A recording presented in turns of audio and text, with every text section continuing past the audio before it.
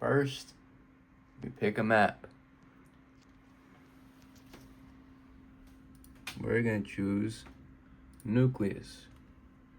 Now we wait for it to load and hopefully not crash. Why are there two windows? I'll get to that.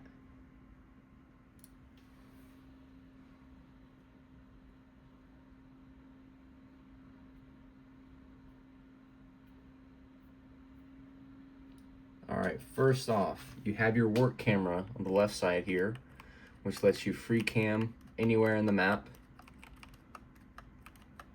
So you can go out of bounds, go anywhere you want. Then, if you go over to the sidebar here, right click, create new camera animation, drag it over to the right side. Now you have your first camera, which if I bring this down, you can see where the camera's aiming and what all's in frame based on these wireframes. See, I'm looking around. So next thing I do is import a new model. So I have this whole list. So what I'll do is have to scroll through here to remember where it is.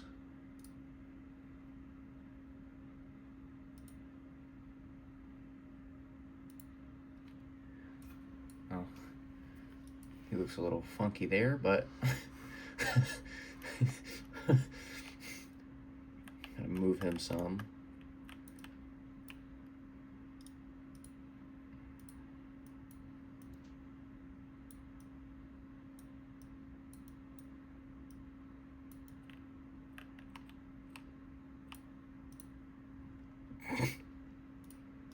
Alright, then you can right click on models so you can set groups or skins. In this case I set it to its alt skin, which is a darker palette. I didn't know that spins. Then from here you want to get your camera where you want it to. Then you can begin opening the drop down on the left side by clicking the plus. Then you can start moving all the parts where you want them to go. So in this case, I want to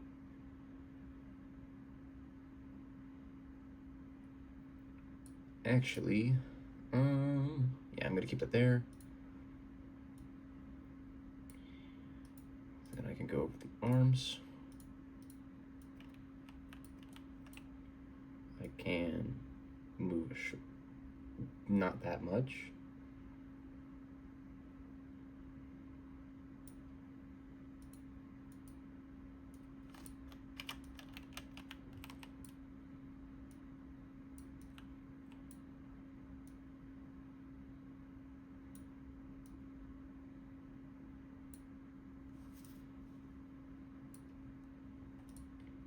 It's as simple as using the axis tool to just move stuff around.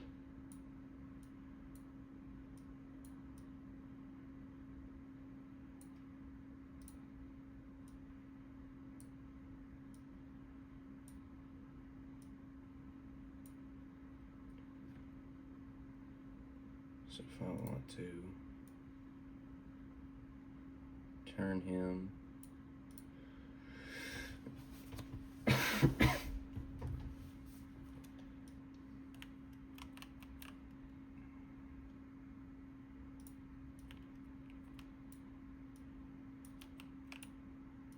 can be a little bit annoying at times, just with how things end up interacting.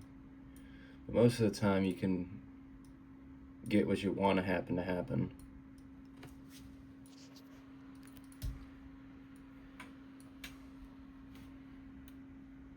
So I gotta go back up to body, go to the neck, not the neck, the head.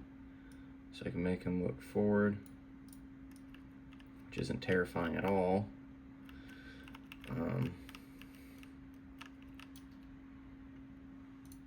Then select the leg subfolder.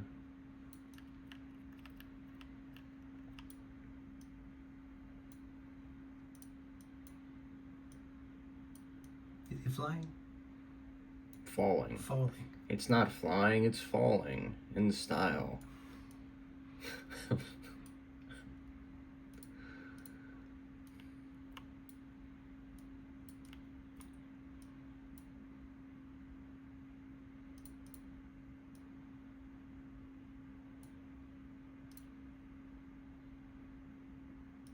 Did I do his foot? No, I didn't do his foot. That's his toe. Rats.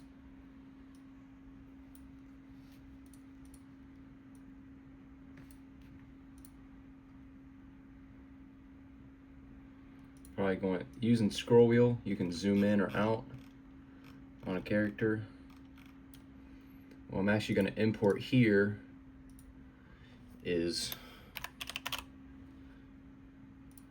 something I got from a workshop.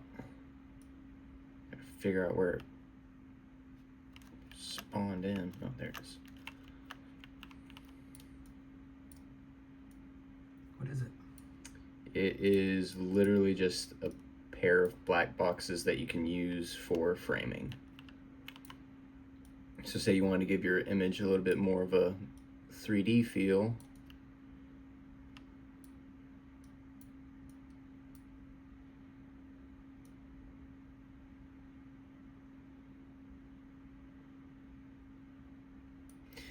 And I forgot that I can do, if I right click it here, go to utilities, can add scale control mode, and go down to the body, root, transform scale, and actually change the size of it to whatever I need.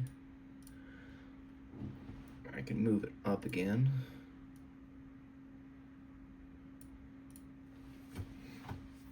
Now if I wanted to, what I can do is I can take this guy here. If I move him forward, back towards the camera,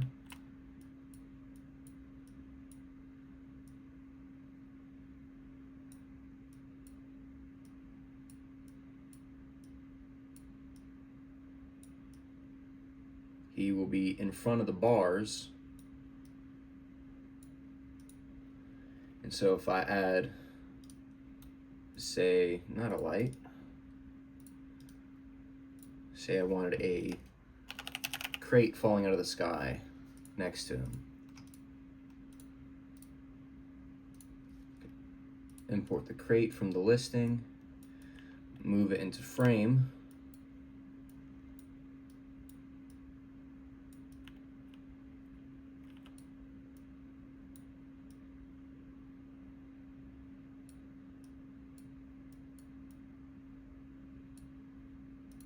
turn it. So now you've got it more kind of a three-dimensional coming towards you. Should probably fix his fingers as well.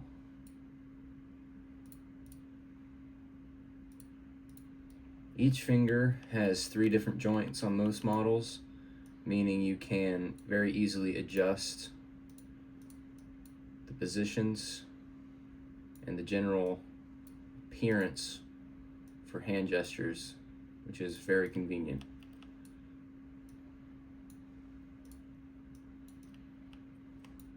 What is FM used for most commonly? It's mostly used for, it's usually used for animation, but it's also still pretty common for it to be used for still images and posters. And who makes all of these models and backgrounds? The community makes them. They can be, well, a good portion of them come from Valve, which is the creator of the software, and their Source Engine games. So games like Team Fortress, CSGO, and Half-Life 2, tons of characters from all those things. You've got, but then on Steam, a very large gaming platform, there's a community market where you can download model assets to use pretty much however you want.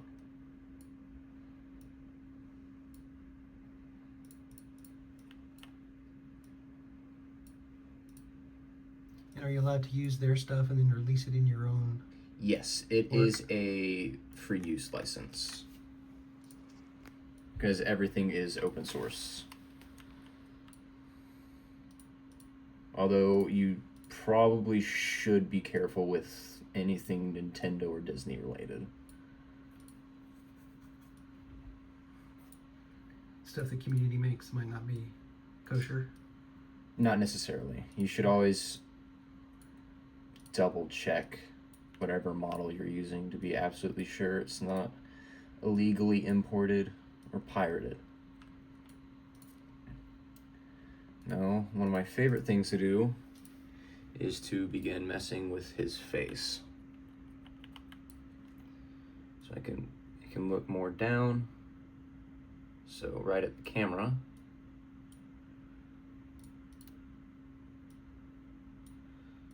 Actually, if you look up at the top left here, I have scripts which I've downloaded from the shop. One of them is a scroll unlocker, which allows me to go past the original intended expressions, which makes it quite nice. It'd be fun to use in animation.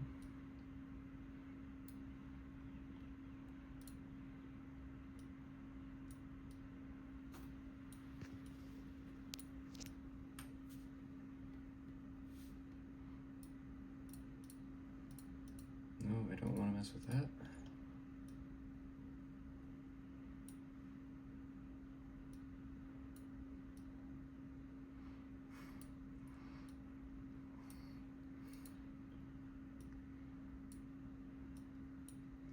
So you're trying to get the emotion. Mm-hmm.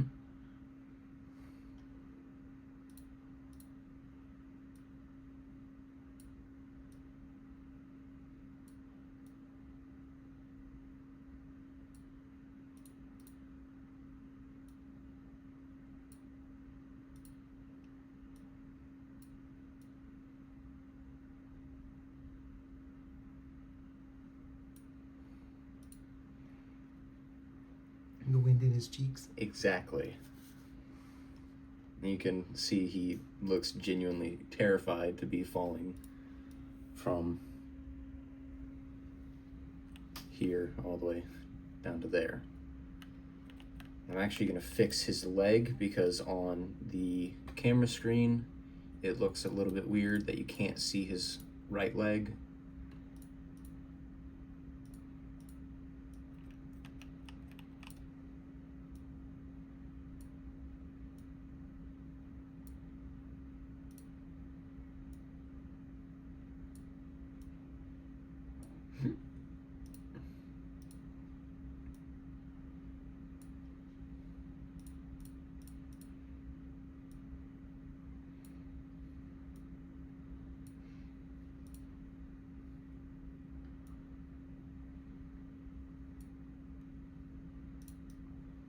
That looks a lot cleaner.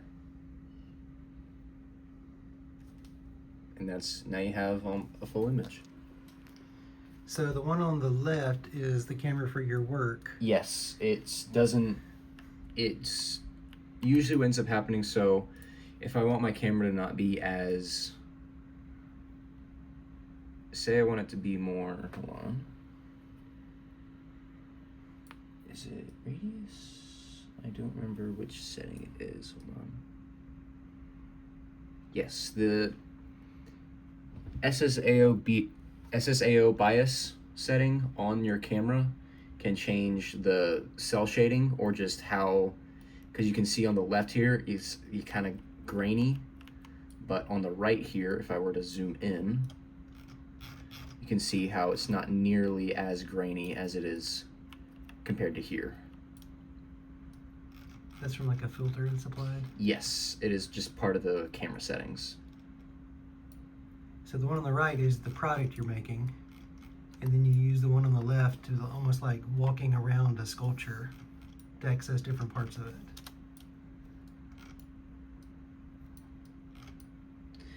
I am now having a slight problem that I've never run into before, What's that? which is my scroll wheel. There we go. For some reason, it was not letting me scroll back to my previous zoom. Oh, I see. The bars basically masks off parts of the background. Exactly. And so you can zoom in on just the part you want to see. Mm-hmm. I see. And then you can, with shots like this, you can add in however many objects or anything in the background you want to add. Who's this unfortunate guy? Character. And is he going to survive this fall? I should hope so. He's pretty big.